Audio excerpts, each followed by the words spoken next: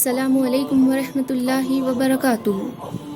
ایک ایسا دسترخوان جس کا تذکرہ قرآن کریم میں آیا ہے، اس دسترخوان پہ آسمان سے نعمتیں نازل ہوتی تھی۔ واقعہ کچھ یوں ہے، حضرت عیسیٰ علیہ السلام کے ساتھیوں نے عرض کیا، اے عیسیٰ بن مریم، کیا آپ کا رب یہ کر سکتا ہے کہ وہ آسمان سے ہمارے لیے ایک دسترخوان اتارے؟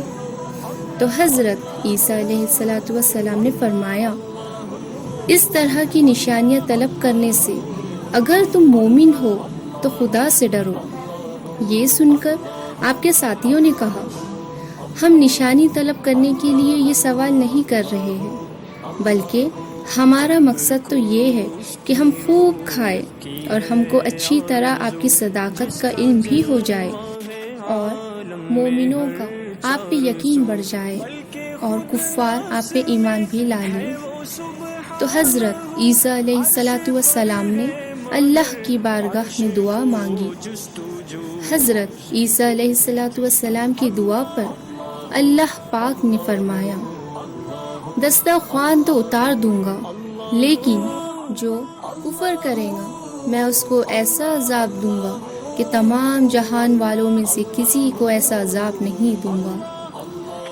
پھر اللہ پاک کے حکم سے چند فرشتے ایک دسترخوان آسمان سے لے کے اترے، جس میں 7 مچھلیاں اور 7 روٹیاں تھیں۔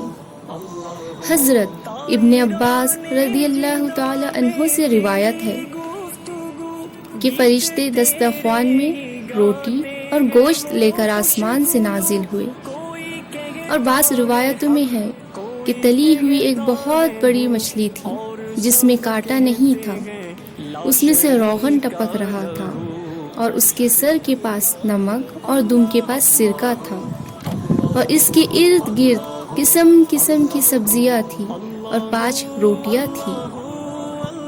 ایک روٹی پہ روغن زیتون تھا، دوسرے کے اوپر شہد، تیسری پر گھی، چوتھی پر پنیر اور 5ویں پر گوشت کی بوٹیاں تھیں۔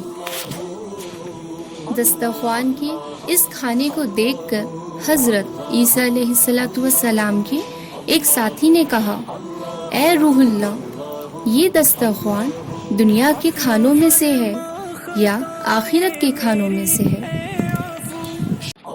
تو آپ نے فرمایا، یہ نہ تو دنیا کے کھانوں میں سے ہے اور نہ ہی آخرت کے، بلکہ اللہ پاک نے اپنے قدرت سے تمہارے لیے ابھی ایجاد فرما کر بھیجا ہے۔ پھر حضرت عیسیٰ علیہ السلام نے بنی اسرائیل کو حکم دیا کہ خوب کھاؤ اور خبردار اس میں کسی قسم کی خیانت نہ کرنا اور کل کے لیے نہ رکھنا، مگر بنی اسرائیل نے اس میں خیانت کر ڈالی اور کل کے لیے ذخیرہ کر لیا۔ اس نافرمانی کرنے پر ان پہ یہ عذاب اللہ تعالیٰ کی طرف سے آیا کہ وہ لوگ رات میں اچھے سوئے تھے مگر صبح کو بدل گئے، کچھ خنزیر تو کچھ بندر بن گئے۔ پھر حضرت عیسیٰ علیہ السلام نے ان لوگوں کی موت کے لیے دعا مانگی، تو 3 دن بعد یہ لوگ مر گئے، مر کر دنیا سے نابود ہو گئے، اور کسی کو نہیں معلوم کہ ان کی لاش کا کیا ہوا، زمین نگل گئی یا اللہ نے ان کو کیا کر دیا۔ اس واقعے کا تذکرہ سورہ مائدہ پارہ نمبر 7 میں آیا ہے۔